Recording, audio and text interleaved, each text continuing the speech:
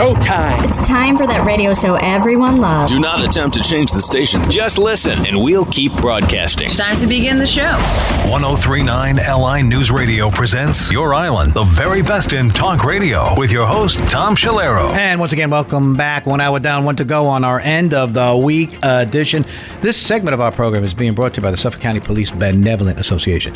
The PBA serves to support law enforcement, participate in special events and programs, all designed to help and protect our community. They care about you and keeping us all safe. From the anti-drinking and driving campaigns to protecting our children with education on the Megan's Law, PBA promotes a great relationship between the police and the people it's sworn to serve. Suffolk County is one of the safest counties in the country, and the PBA takes pride in its strong belief in our security. They have honored our fallen heroes and contribute greatly to our suburban way of life. Need to know more? Go right to that website, www.suffolkcountypba.org. Noel DiGirolamo Perez. We got a hot topic. Let me tell you, the folks are weighing in on this. Parents that want to go back to work, hoping that we can reopen the schools. Governor said that he may make an announcement as far as the recommendation to our local school districts. We have about 162 school districts in Nassau and Suffolk County to make the decision on how learning can take place. Keep the teachers safe, keep the staff safe, and more importantly, obviously, keep our kids safe. All very, very important. We'll take your phone calls on this subject. You may be a parent out there, you may be a teacher out there, you may have an interest, some ancillary businesses, whether it's the school buses or whatever. A lot of people, we employ a lot of people in this in Nassau and Suffolk County relative to our schools, and also in addition to how many kids are going to school. Still have large school districts on Long Island. It's not over with yet. Let me tell you, folks. 631-451-1039. Angela, who is one of our regular listeners, has written in quite a bit on the subject area. As you all know, we are live streaming on Facebook. You can make comments. But I'm going to say this to Angela. If you are listening, give us a call because you have a lot to say there. And for me to read it, I'd rather you come on and present your thoughts on this because you are an educator and it is important to get everybody's point of view. You know, my guest, obviously, you all know, is Lisa Navarro. Lisa is the CEO and the president and founder of Child Behavior Consulting. Lisa also has classroom time and so on, just one of the top educators on Long Island, and it's glad to have Lisa as one of our contributors. Lisa, welcome to the show. Big issue. Thanks, Tom. Yes, this is a tremendous issue that's going to be continually evolving as it has been and even through the fall. There's a lot to consider here. But, you know, when we look at this, the governor's got to make a decision, and there seems to be pushback. I'm getting both sides of the issue. Some people, obviously, there's the corona deniers. You know, they're just saying that this is like out of hand and, you know, again, closing the schools for even another month into the school year. And you're hearing different choices. You're hearing on the SUNY level that the SUNY schools that do open are going to start, but they're going to end in November by Thanksgiving and then have the intersession go almost into February. And that's how they're viewing it. Is there a link between our college semester and also the school districts? There seems to be a little more uncertainty in terms of the public school system compared to the colleges. I understand a lot of the colleges, like you said, they're starting, but they're ending in November. A lot of the classes, although they are they're online, they're still letting a lot of the students to dorm. And then there's an exception of whether or not there's one or two classes that they may attend in person. So they have their structure already set, whereas the public school systems, we just don't know. We are waiting for the governor, those numbers, and also weighing in on how parents and also educators feel in terms of return. Again, I'm opening up the phones, and I'm kind of curious myself to see how our listening audience feels about this. Everybody's connected to schools. Even if you're a senior citizen and your kids are all grown and you got the grandchildren, that's just it. You have the grandchildren. I know many grandparents that have been watching these kids since March. Absolutely. Because the parents had to go to school. So it has literally upset the family cultural dynamic that has taken place on Long Island. We've got hundreds of thousands of school children in Nassau and Suffolk County, and this decision that's about to be weighed is really, really, I think, profound. 631-451-1039. Let's see what Joe from Rocky Point has to say. Hey, Joe, you're on the air. Hey, well, first of all, I think it's very important that kids go back to school. Now, if they can't do sports and extracurricular activities, I kind of understand that. But, you know, I keep hearing that, you know, go by science, but yet we throw the science out. Because there's been a study in Sweden and another country where they shut down schools. The other one ran schools, and they didn't have any update. The young don't seem to be vulnerable. So my problem is that, first of all, we voted on school budgets, okay, that last year they cut the bus companies right off. Where's that extra money? No after-school sports, no activities. Teachers been out of work since whatever, paying their salaries. If you're not going to open up the schools, then you better return tax money back to the taxpayers. Because a lot of this that we funded is not that your utilities down, the buildings aren't being used. So there's a lot of ways going on here. But one suggestion I would have is the kids could be in a classroom. You could put monitors up in the front of the class and have cameras. And if teachers feel vulnerable, they could be teaching from another part, like an office somewhere. Okay, monitor kids and going through classes like that. If they're older or they don't want to be in the classrooms. But I think it's very important to get these kids back in some type of normalcy. Because it is affecting and it is. And I'm hearing we're getting a lot of phone calls, Lisa. Again, Great. I want you to answer to Joe. I want to get to other phone calls. Absolutely. Hi, Joe. Thanks for calling in. First, I appreciate your input.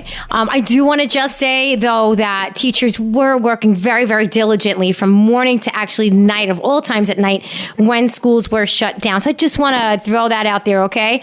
But I agree with you, Joe. Kids do need to go back. There's a big challenge here. It's really whether or not schools are going to be ready with safety measures.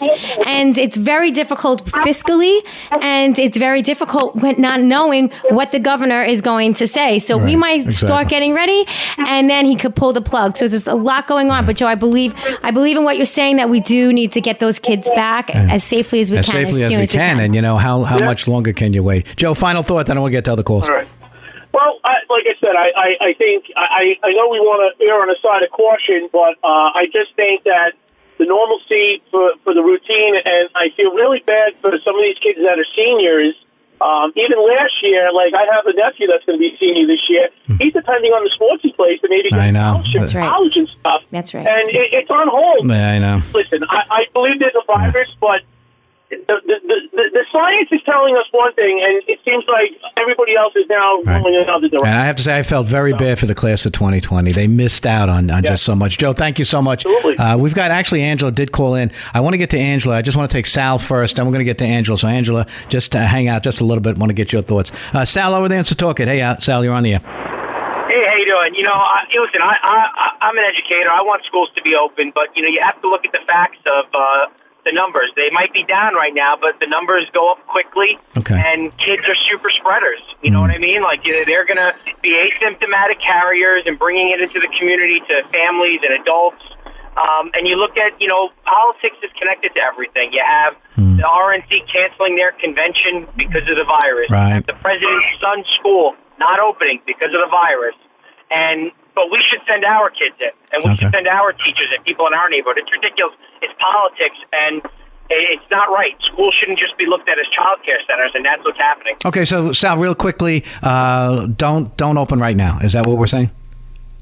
Oh, I just lost him. Okay. Let's. Now I want to go to Angela. Angela had been writing it. Well, before we get to Angela, just a quick comment on what Sal had to say. Yes. Well, he's not alone. Over 1,300 teachers were surveyed, and 1 in 5 don't want to return. And 43% of them have a physical issue themselves that they're concerned about, as well as 46% have members in their household that they're afraid that may have underlying conditions. So as Sal is saying, a lot of these kids, yes, they are super spreaders, and they can be asymptomatic. So even if we take those temperature checks, it's always a concern. Try to come out with the right choice. Now, Angela's on the line with us. Angela wrote quite of interesting tidbits here on our Facebook page. We're live streaming on Facebook, by the way. You're Island with Tom Schiliro. You could just tune us right in. You could see us, you can hear us, and you could also put some comments. But we got Angela here. Angela, I was going to read pretty much what you wrote, but I figured if you can call in, give us a synopsis on what your thoughts are. All right, so I'm a parent and I'm an educator as well, and I came up with an education plan that I really think works for everyone. There are so many components that go into a school community, so here's the basic gist of it. Okay. You need to give everyone a choice. You need to give parents a choice whether they can do 5 days a week in school or 5 days remote. You need to give teachers a choice, either 5 days in school or 5 days remote. If their position isn't available within their district, you have to combine districts. So if a teacher doesn't feel comfortable teaching, they teach their second grade class to Brentwood or Central Islip or another district that needs that class taught. The administrative staff, the bus drivers, the cafeteria workers, if they feel comfortable going back, they're allowed to go back. If they don't feel comfortable going back, their jobs can be held for them for 1 year, and you can hire temporary contracted staff to take over their positions. That way, no one is being forced to do anything, because as a parent with a senior going into his senior year, we just received a letter from Patchogue Medford, 2 days a week only in school. Wow. They're not giving parents the option of full-time 5 days a week in school or full-time remote. It's not an option, even though the CDC, the federal government, and the state has recommended a hybrid plan. Patchogue Medford has created an absolutely tragic plan for both parents and students, and the protocols are through the roof, which is good, but my plan would naturally, through almost a natural selection, divide the grades, divide each class naturally of people that safely decide to send their children 5 days a week or safely decide to keep them home, and that will naturally create the social distance. So your plan then would actually open the schools, but again, we're talking about the choice of the parents and the students and so on. Again, the question, I wonder how that could be worked out, though. I mean, I'm looking at the logistics. Gets the choice. Yeah, the logistics. Yeah, I'm a little concerned about the contracts, and then how do you manage that? One of the point is, now this was your son that's going to be a senior. Did I get that right? Yeah, he's going to be a senior. And they said he will attend 2 days a week. What's going to happen the other 3 days? 2 days a week. Well, yes, that's everyone in in Patchogue Medford. 2 days a week only. That's it? That's it. That's wow. it. How can you do that? And 2 days a week with no in-person, as of right now, no in-person sports, no in-person music, no in-person arts, no in-person extracurricular activities at this point. I see such a problem with that, because seniors they're adults, and obviously if you're telling them for the rest of the week, what are they going to do? I mean, this is K through 12. This isn't K through 12. They're doing this. This is a big problem. The entire district. I don't like that plan. It's a huge problem. I don't like that plan. And someone really needs to get the superintendent, Donna Jones, on the phone, because she's not hearing the people. Well, hopefully Donna Jones is listening right now. Donna, come on, what's going on with this? Come on the show. You need. Yeah, I have invited the superintendents in the past, and they have come on. I think I'll do that too. And I used to work one-on-one with Dr. Hines. I used to be a consultant for the district. I had him on. He was unbelievable. I had him on. Yes, I had him on. He really is for the whole child approach, and I'm very concerned about this district this year. Yeah, one of the top educators on Long Island, I would say. I would give that to him. Let me see what Donna, Lisa has to say about what Angela had said. Hi, Angela. Hi. I love the fact that you're always trying to really manage everything in a holistic approach. And we almost feel like we're in an impossible situation here. And it's important that we really do get the input of parents to see what their comfort level is and what the needs of their children are. I mean, let's face it, some kids who had anxiety, they performed better at home, whereas others, they really needed to be in the classroom setting in person. But, what do you think about the contracts and the supervising of teachers if we start swapping teachers from different districts? I mean, that would be a concern of mine. I think it could be much easier than the route that they're going, because I've personally worked with some wonderful 70-year-old teachers who unfortunately have gone through cancer treatments where it might not be the best idea for them to go back, but they shouldn't lose their jobs. So if they want to they shouldn't be forced, like in Patchogue Medford right now, to teach 2 days a week. They should have the option and be able to keep their jobs and be able to teach from home 5 days a week until it's safe. And for those cafeteria workers that have worked in that district that are so wonderful for 10, 12, 15 years, they should be able to, if they don't feel comfortable in the school, their job should be held for a year, and you hire a temporary contract worker to hold their position. So in lieu of that, I'm thinking that if someone does have an underlying condition, that they've got a doctor's note and it would be board approved whether or not they could take a leave of absence.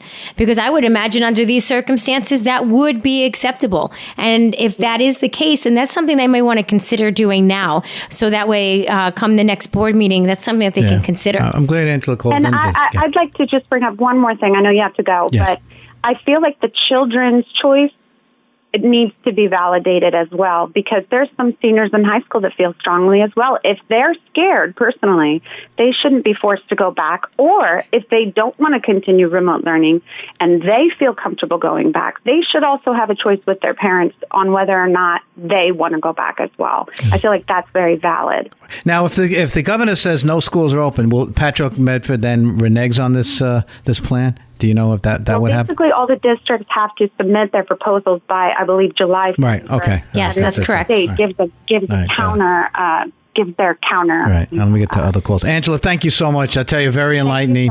We can continue this conversation. Let's take some calls. James from Calverton. Go ahead, James. This whole thing doesn't make any sense. I mean, keeping the kids home. I thought we were trying to open up the economy. How are you going to open up the economy? Kid, a 5-year-old can't stay at home all day by himself. His parents have got to go out to work. The parents that got 2 and 3 jobs that are barely surviving right now, who sat around for 4 months doing nothing and now want to go back to work because they don't want to lose their houses, their families, their whole livelihood. This is ridiculous talking about this. How many kids have died from the coronavirus, first of all? How many? I don't have that number. I hope none, really. I really hope Yeah, there's been a couple, but not many. There's been, Yes. Yeah.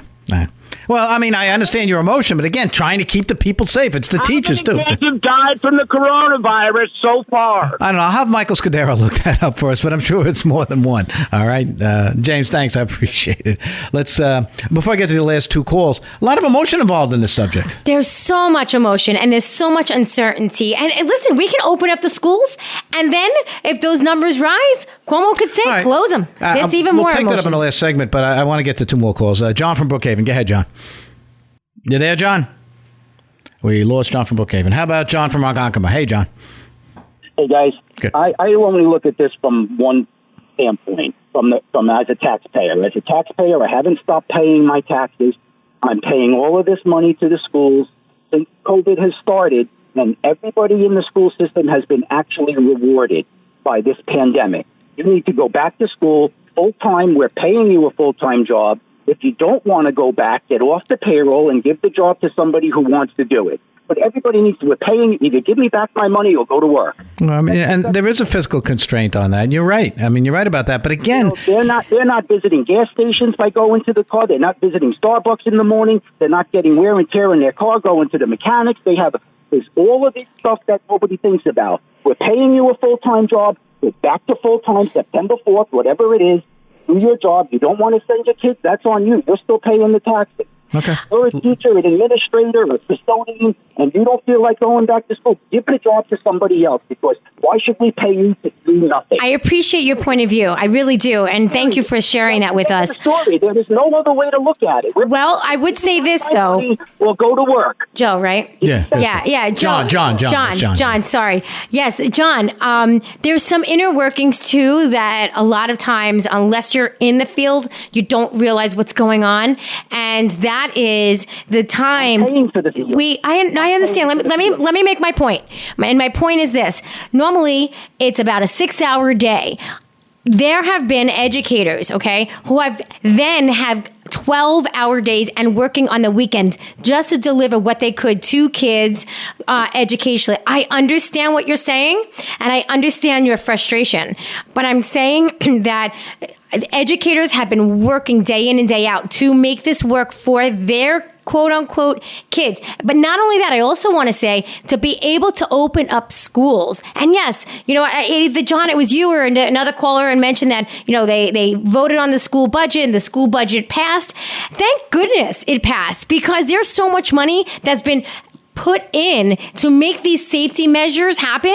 It's putting them into more debt. They don't have that kind of money to be able to open up. Because of this, so I'm being penalized by this pandemic because my taxes are only going to go up to pay for all of this. It's only got to go one direction. Taxes never go down. They never go down. That's right. They don't. Go down. And with the state facing a shortfall, the number of state aid coming into your individual district is going to be a problem. Yep. All good. The pension funds were in bad shape before all of this.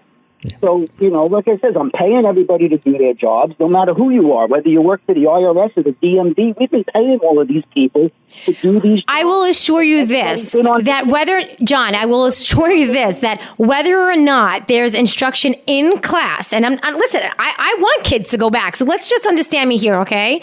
Whether or not it's a hybrid, whether or not it's online, your tax money that you're saying with going to the faculty and staff of schools, okay, it's being used because they are working day in and day out, even if it's not in the classroom. So I hope you find a little solace in that, because that's what's really happening. We shouldn't be burning electricity. We shouldn't be burning... Well, all right, you raised some good points. We'll back it up to a commercial, John. To look at this. I know. Thank you, John. We're going to have to take a break, but thanks, John. Appreciate it. Before we break, John, over there from Calverton, we did get a number on according to the American Academy of Pediatrics, that children comprised 0.5% of all COVID-19 deaths of 24 states that reported.